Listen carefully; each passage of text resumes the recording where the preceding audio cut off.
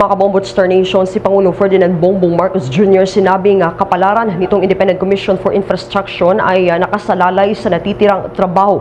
Ang balitang yan itinutukan ni Bombo Annalise Subirano. Nakadepende sa dami ng natitirang trabaho ang magiging kapalaran ng Independent Commission for Infrastructure o ICI.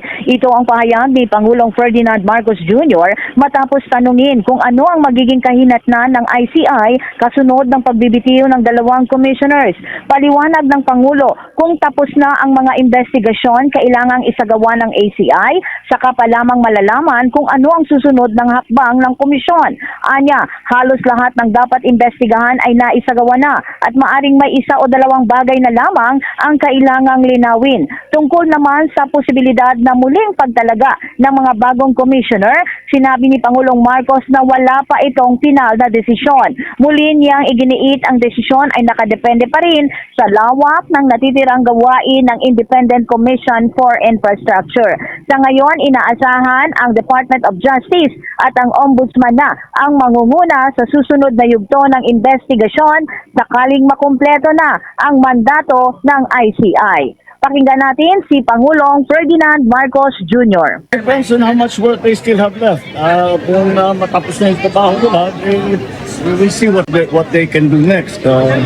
But they really are coming towards to the end. Lahat ng kailangan investigahan na nila. Maybe there are one or two other loose ends that they have to figure out. That we haven't really decided on that yet. Depends again, it all depends on the work that ICI still has in front of it. Pag kailangan pa, then we will. But if the work is done, kung naibigay na lahat ng information sa DOJ at saka sa Ombudsman, then the focus now of the investigation will go to the DOJ and the Ombudsman.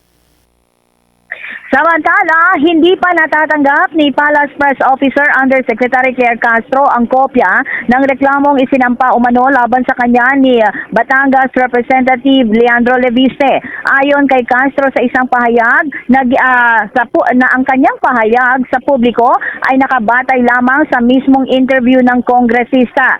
Sinabi ni Castro, sa nasabing panayam kasi inamin ni Leviste na ang impormasyon tungkol sa umunoy pagbebenta ng kumpanyang may prangkisa ay nagmula kay Ombudsman Boying Remulla. Gayunman, sinabi rin ng kongresista na wala siyang balak magsampa ng kaso laban sa Ombudsman dahil iginagalang niya ito at kaibigan umano ng kanyang ina. Dagdag pa rito, kinumpirma ni Congressman Leviste sa parehong interview ayon kay Castro na hindi siya ang may-ari ng solar para sa bayan, ang kumpanyang may prangkisa matapos niyang i-divest ang kanyang shares.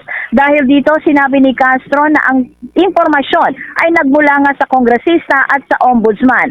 Anya, ang pagsasampa ng kaso laban sa kanya ay maaring layuning patahimikin siya at pigilan ang patuloy na pagtalakay sa mga issue. Binanggit din niya ang tanong kung sino ang tunay na nasa likod ng kaso at kung sino ang makikinabang dito. Mula sa Palasyo ng Malacanang, Bombo Annalise Montaño Soberano nag-uulat. And this is Bombo Radio Philippines, the #1 and most trusted source of news and information. Basta Radio, Bombo!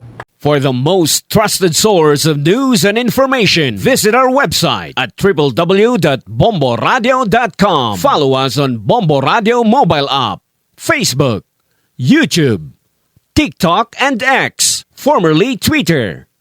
Like, share, and stay connected. Anytime, anywhere.